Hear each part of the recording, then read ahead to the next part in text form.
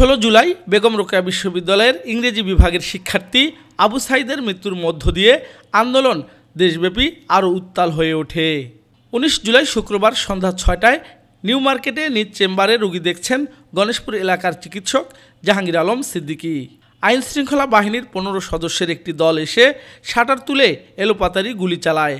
এতে চেম্বারে থাকা রোগীসহ 3 জন গুলিবিদ্ধ হয়। এ সময় তিনি ডান পায়ের গোড়ালিতে গুলিবিদ্ধ হন। আমাকে লাস্টে ওই শাটারের তল দিয়ে গুলি করে দিয়ে চলে গেছে, ঠিক এইভাবে আমার অর্ধেকটা নাই পায়ের। একইভাবে গুলিতে অনিশ্চিত হয়ে গেছে নগরীর নীলকণ্ঠ মাস্টারপাড়া এলাকার মশিউর রহমানের ছেলে রাকিবুল ইসলামের। হাঁটু রিপ্লেস করতে না পারলে তিনি আর কখনো দাঁড়াতে পারবেন না। মস্তিষ্ক থেকে যে ভেনটা আসে পায়ে, আমার হাঁটুর উপরে সেন্স আছে, বাট হাঁটুর নিচে কোনো সেন্স নেই। আবু সাঈদ বুক পেতে মৃত্যুকে আলিঙ্গন করে শুধু রংপুর নয়, গোটা দেশকে জাগিয়ে শিক্ষার্থীদের আন্দোলনকে সার্বজনীন করে গেছে। রাজনৈতিক বিশেষজ্ঞদের এমনটাই ধারণা। পুলিশের গুলিতে নিহত হওয়ার পর এই বিষয়টা সারা দেশে এমনকি সারা বিশ্বের মধ্যে একটা আলোড়ন সৃষ্টি করেছে।